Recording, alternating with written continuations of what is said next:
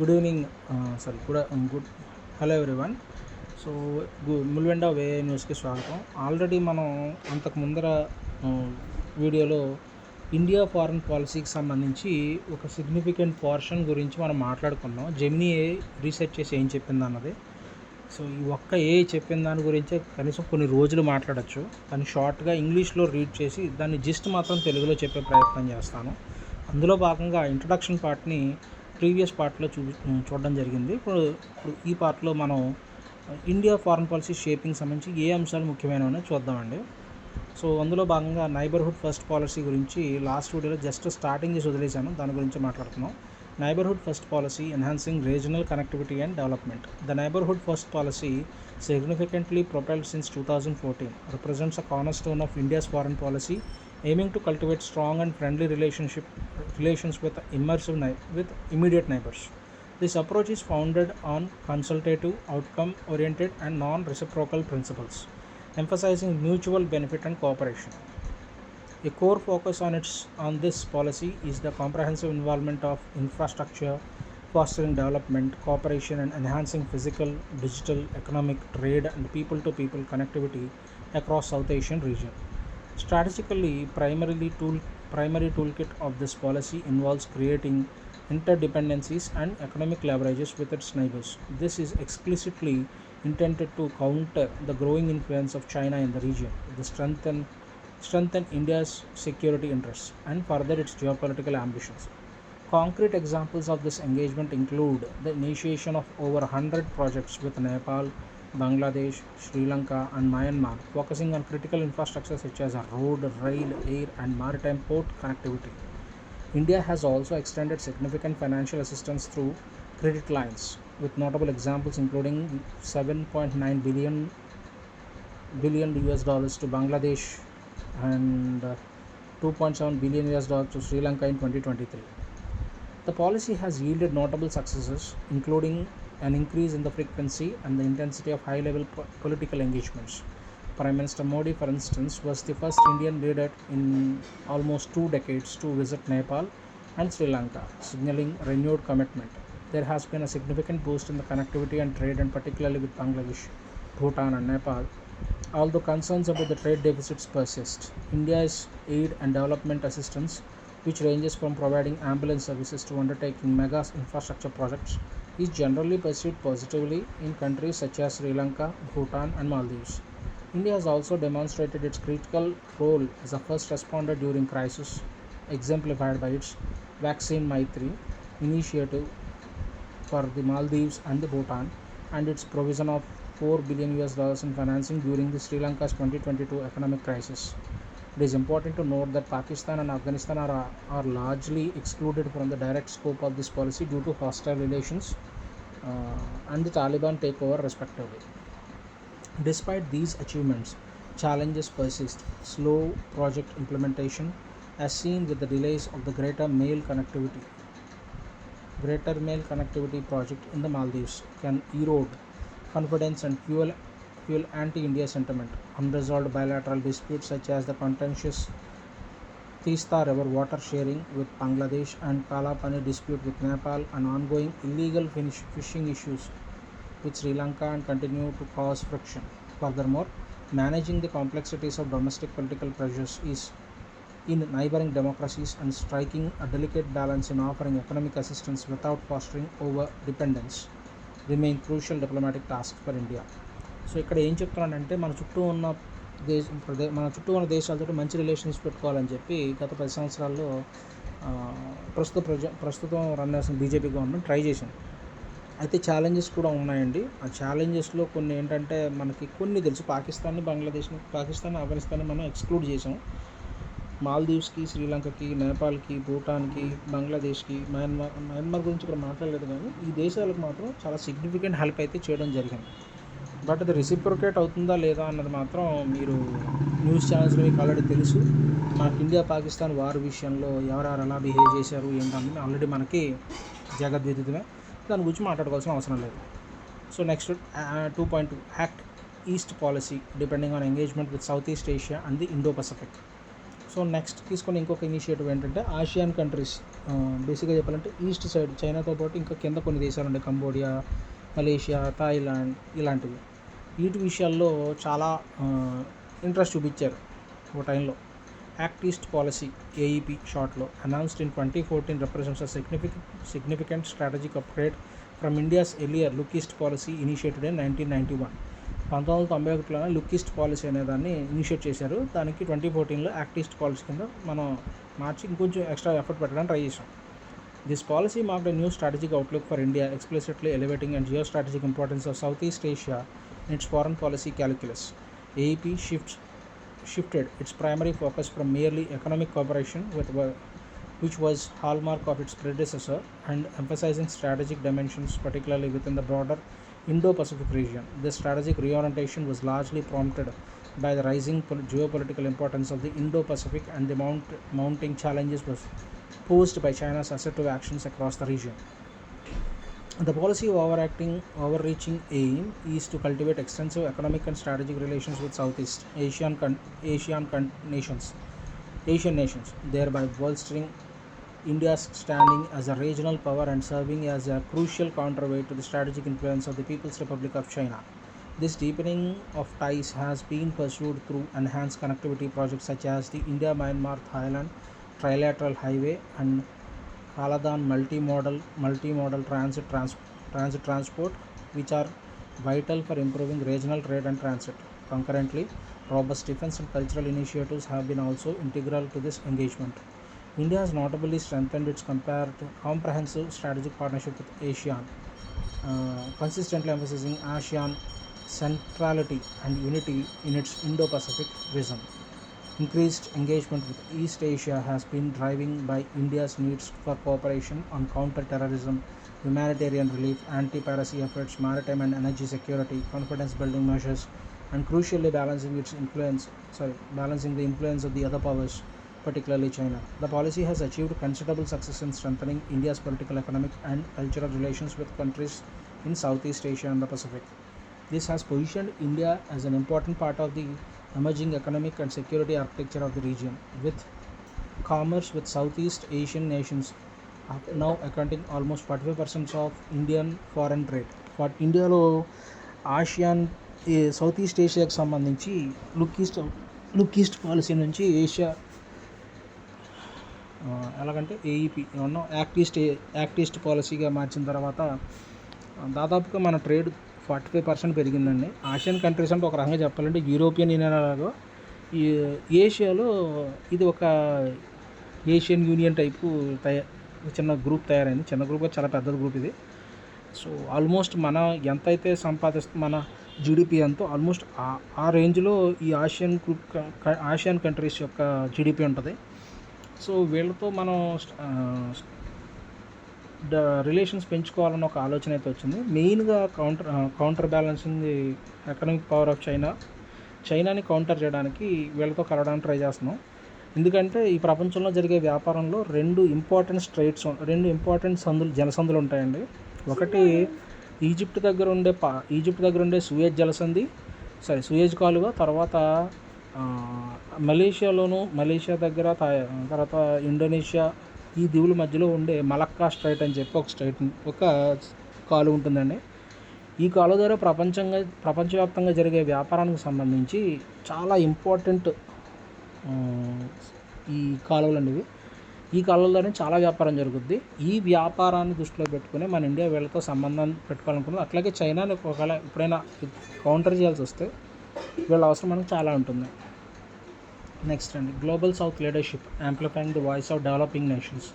India has increasingly positioned itself as a prominent voice for the global south, a role it significantly amplified during its G20 presidency in 2023.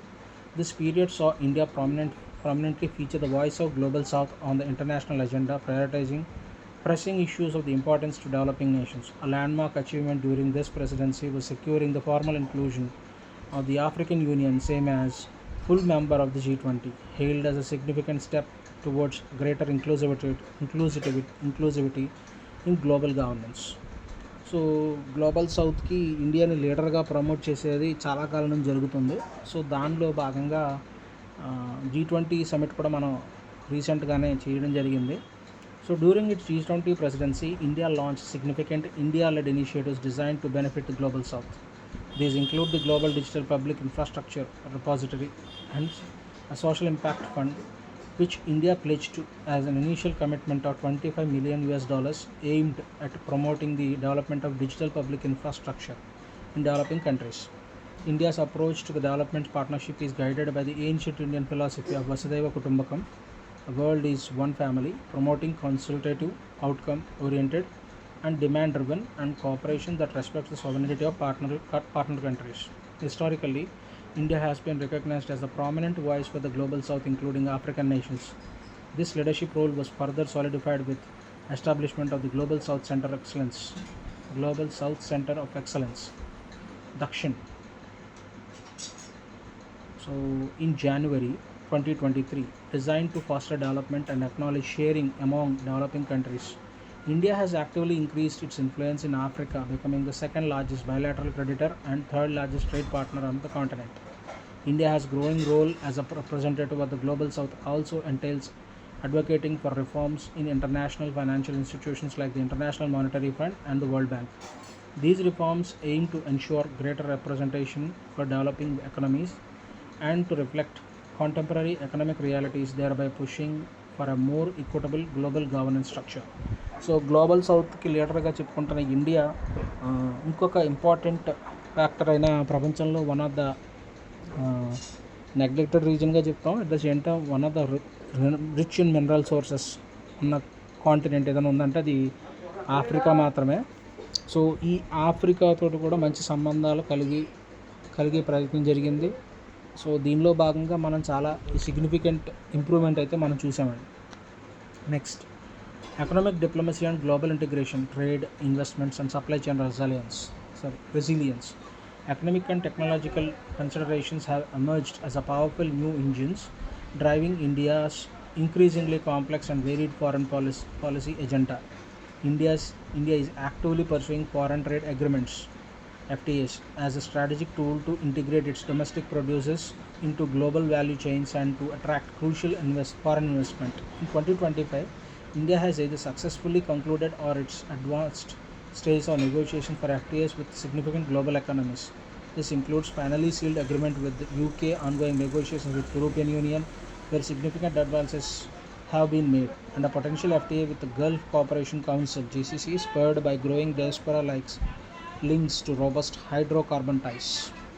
Modern FTAs extend beyond traditional tariff reductions in incorporating forward-looking provisions for the digital economy, e-commerce, sustainability, environmental, social and governance standards, and the liberalization of services. These provisions are meticulously designed to advance India's trade architecture and encourage high-quality investments, reflecting a strategic shift towards more liberalized trade while balancing protectionist pressures from indigenous industries. India has also undertaken significant reforms in its investment treaty system since 2016, adopting a new model bilateral investment treaty. This new framework focuses on improved security regarding investors' commitments, ensuring fair balance of investor-state dispute settlements mechanisms, and emphasizes on the exhaustion of local remedies before resorting to international arbitration. India's GDP growth for fiscal year 2025-2026 is projected to be robust between 6.3% to 6.8%, primarily driven by strong private consumption and investment. The emergence of alternative investment funds has transformed India's financial ecosystem, demonstrating remarkable growth. As of 2023, AIF's assets under management, AIF means alternative investment funds. Alternative investment funds assets under management AUM surpassed $100 billion with a 36% year-on-year growth to 11.35 lakh crore in March 2024. This growth actively attracts global investors into high-growth sectors such as technology, fintech, healthcare, and renewable energy. Gift City, Gujarat International Finance Tech City, is rapidly becoming India's leading financial hub for domiciling funds, offering attractive tax incentives and favorable regulatory environment for global investors. Furthermore, the ambitious national infrastructure pipeline aims $5 trillion in dollars investments in the end of 2025, supporting projects across energy, transport, urban development, railways, thereby unlocking further investment opportunities. Economic diplomacy described as a new powerful engine for India's foreign policy, evidenced by its aggressive pursuit of FTAs, foreign trade agreements, and efforts to attract foreign direct investments. This clearly functions as a strategic tool for economic growth and deeper global integration. However, the continued heavy reliance on China for crucial components and raw materials, despite persistent political tensions and unresolved border disputes, exposes significant geopolitical vulnerability. India's China Plus One strategy implicitly acknowledges this risk, but the sustained high volume of bilateral trade underscores the practical difficulties of immediate economic coupling. India's increasing economic integration while boosting its global profile and influence simultaneously creates complex dependencies that can be leveraged by other powers. The active pursuit of FTAs with Western powers can be interpreted as strategic long-term effort to diversify supply chains and mitigate over reliance on China, rather than an immediate solution. This highlights a persistent tension between India's economic pragmatism, engaging with China for growth, and its strategic autonomy, reducing vulnerability, which will continue to shape its foreign policy choices. So ఇందులో చాలా important things చెప్పారండి. So ఇది economic diplomacy and global ఇంటిగ్రేషన్కి సంబంధించి బేసిక్గా చెప్పాల్సింది ఏంటంటే మనం చాలా ఫారెన్ డైరెక్ట్ ఇన్వెస్ట్మెంట్స్ కానీ చాలా వరకు అట్రాక్ట్ చేసాము. మనము ఇంకొకటి ఏంటంటే చైనా మీద డిపెండ్ అవ్వకుండా కొద్దిగా మనం ఇబ్బందులు లేకుండా చేసుకోవడానికి చూస్తున్నాం. అలా అని చెప్పి చైనాను వదులుకోవాలని అనుకోవడం లేదు. దీని గురించి కూడా మెన్షన్ చేయడం జరిగింది. Next, soft power and cultural diplomacy projecting India's image globally. So soft power.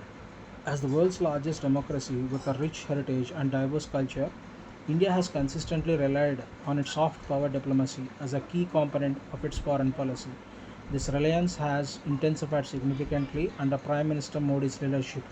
The key soft power tool employed by India include its vibrant film industry, with Bollywood as its heart, with charmed audiences globally, and actively collaborates with Indian Foreign Ministry and improve India's image abroad.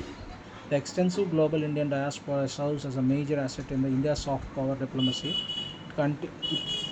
In countries like United States, the diaspora plays a crucial role in improving bilateral relations by lobbying American politicians and projecting a positive image of India to the public. Cricket diplomacy has also proved to be a strong source of soft power, demonstrating notable positive effects in reducing Indo-Pakistan tensions and signaling readiness to negotiate. Yoga, often referred to as India's gift to the world, is often a significant soft power tool, enjoying millions of enthusiastic practitioners worldwide. Prime Minister Modi successfully championed the recognition of June 21st as the World Yoga Day by the UN in 2014, leveraging it to project an image of India as a peaceful country and cultivate goodwill among the other nations. Modi has also strategically employed Buddhist diplomacy, drawing on Buddhism's ancient Indian origins to achieve foreign policy goals such as offsetting Chinese soft power and boosting religious tourism in India.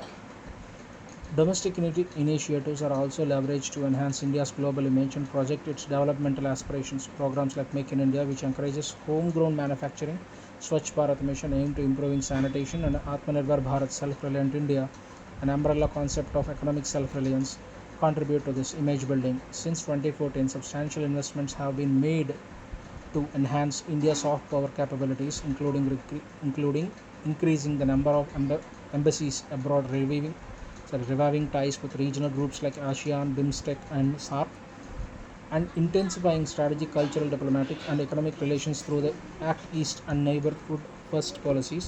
Notably, India has transitioned from being primarily a recipient of foreign aid to becoming a donor of economic aid to less developed countries, further enhancing its global standing and demonstrating its commitment to the global development.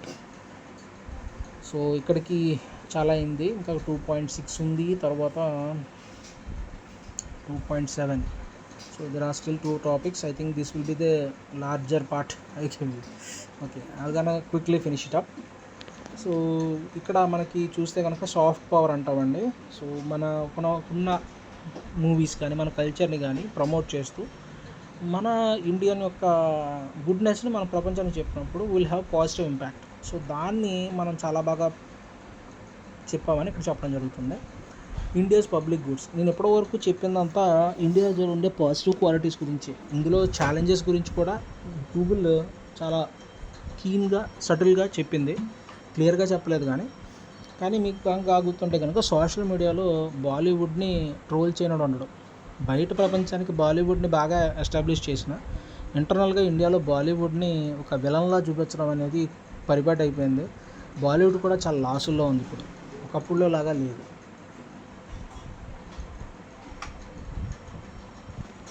ఒకటి గ్లోబల్గా ఇది ఎంతవరకు బాలీవుడ్ పనిచేస్తుందో తెలియదు. మిగతా కొన్ని initiatives like yoga day కానీ కొన్ని విషయాల్లో మనం బాగున్నాం, బట్ అన్ఫార్చునేట్లీ అది ఎంత మేరకు ఇంపాక్ట్ చేస్తుందని తెలియదు. Next, global public goods contributions to climate actions and health initiatives. India plays a crucial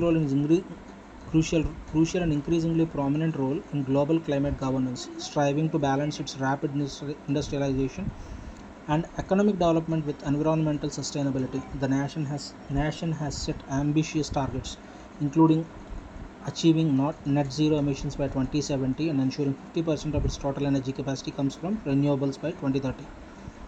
Significantly, India was first G20 country to meet Paris Agreement commitments and achievement made possible through various national initiatives that led to a 36% reduction on its emission intensity of GDP between 2005 to 2020.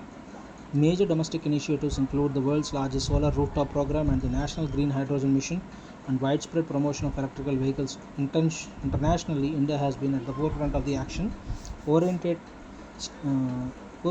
action-oriented steps through initiatives like International Solar Alliance, One Sun, One World and One Grid, and the Coalition of Disaster Resilient Infrastructure,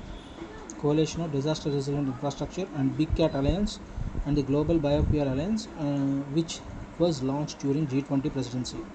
India consistently emphasized climate justice and principle of common but differentiated responsibilities and respective capabilities, advocating for substantial climate finance and technological support from developed nations, recognizing the historical emissions burden of the developed economies. In the realm of global health, India has earned the title of world's pharmacy by supplying 60% of global vaccines and exporting them to over 170 countries. Its Serum Institute notably manufactured the Oxford AstraZeneca vaccine during the COVID-19 pandemic, showing its critical role in global health security. Serving as the home base for the WHO's Southeast Asia chapter, India leads the region in developing appropriate public health guidelines. During its G20 summit in 2023, India made One Health transdisciplinary approach, recognizing the interconnection between people, animals, plants, and their shared environment, a key theme underscoring its holistic view of global well-being. Over the past decade, India has achieved significant progress in public health outcomes, including substantial reductions in maternal mortality ratio, infant mortality ratio, neonatal mortality rate, and under 5 mortality rate. India has successfully eliminated trachoma and Kala-Azar to October 2024 as public health problems achievements recognized by WHO. Major strides have been also made in malaria elimination, with 16% drop in the cases of 68% reduction in deaths. Okay, sorry for the disturbance. So major strides have been also made in malaria elimination, with 69% drop in the cases and 68% reduction in the deaths between 2017 and 2023. Transformative domestic initiatives like Ayushman Bharat and National Health Mission have improved maternal and child health, expanded digital health access. Ayushman Bharat and Digital Mission, E-Sanjeevani, and enhanced healthcare infrastructure and services across the country. India's Neighborhood First and Act East policies clearly demonstrate its intent to strengthen regional influence and counterbalance China. However, its active leadership in the global south and significant contributions to the global public goods like climate action and health signify a broader ambition to shape global norms and governance. India's role as the world's pharmacy and its achievement of Paris climate commitments are tangible examples of the aspiration. India is not merely reacting to regional dynamics, but actively attempting to carve out a leadership role on the global issues, particularly those affecting developing nations. These positions in India as a responsible global stakeholder seeking to influence multilateral frameworks. However, the limited success in securing explicit condemnation of Pakistan based terrorism at the UN demonstrates that its norm setting influence still faces significant geopolitical hurdles, especially when directly conflicting with major powers like China. This indicates a gap between its aspirations to be a global norm setter and its practical ability to enforce these norms against strong opposition. So మనకి పాకిస్తాన్తో ఉన్న వైరం ఒక రకంగా మనకి కొంతవరకు ఈ health related sector విషయంలోను, తర్వాత global public goods contribution to climate actions and health ఇనిషియేటివ్స్లో మనకి కొంతవరకు ఈ టాపిక్ వరకు చూసుకుంటే మాత్రం మనం కొంతవరకు గుడ్ స్టెప్స్ వేసుకున్నాం. బట్ అది మనకి ఏ రకంగానూ హెల్ప్ అవడం, సో మనం నార్మ్ సెట్ చేయడానికి హెల్ప్ అవడం. Counter terrorism diplomacy addressing transnational threats. India has actively engaged in counter-terrorism diplomacy, implementing various efforts to address transnational threats, particularly those involving emerging technologies. The Indian government has focused on countering the use of drones, virtual currencies, and encrypted communications by terrorist organizations. The National Security Guard (NSG) plays a crucial role in this regard, conducting counter-terrorism capacity building for state police forces and central armed police forces, including specialized drones and anti-drone training to deal with evolving threats. Internationally, India has engaged in collaborations to address these challenges. For instance, it organized a seminar on countering terrorist exploitation of unmanned aerial systems (UAS) in cooperation with European Union. Despite these efforts, relations with Pakistan remain highly tense and diplomatic ties practically frozen due to persistent concerns about cross-border terrorism and unresolved Kashmir issue. India has undertaken robust responses to terror attacks originating from Pakistan, including surgical strikes in 2016 and its air strikes in 2019 following major incidents. However, India has faced diplomatic setbacks at the UN, particularly in its efforts to secure explicit condemnation of Pakistan-based groups for terror attacks, such as the Pahalgam attack. Pakistan, often with support of China, has managed to block specific references to the perpetrators in UN Security Council statements, diluting India's claims and highlighting the challenges of international consensus. Building on this issue, due to its hostile nature of their relations, Pakistan is explicitly excluded from the discussions and projects under India's Neighbourhood First policy. This ongoing friction underscores the complexities India faces in isolating and addressing terrorism diplomatically when confronted by geopolitical elements. So ఇక్కడ మన terrorism గురించి కూడా మనం మాట్లాడుకోవాలి. Pahalgam attack తర్వాత మనం బాగా చూసుకుంటే మనం రెస్పాండ్ అవ్వాలని ట్రై చేసాం. 4 రోజులు యుద్ధం చేయగానే మనం సడన్గా సీజ్ ఫైర్ అన్నాం. మనమే చెప్పాం సీజ్ ఫైర్ పాకిస్తాన్ కన్నా ముందర. అది మనం కూడా చెప్పలేదు, ఎక్కడో దూరంగా ఉన్న అమెరికా అధ్యక్షుడు చెప్పాడు. తర్వాత దాని గురించి మన ప్రైమ్ మినిస్టర్ కూడా ఏం మాట్లాడలేదు. పైపెచ్చు మనం ఒక రకంగా గెలిచామో లేదో అని కన్ఫ్యూషన్లో ఉన్నాం. మనకి మూలిగే నక్క మీద తాటికే పడ్డట్టు పాకిస్తాన్కి International Monetary Fund $40 billion package ప్రకటించిందండి.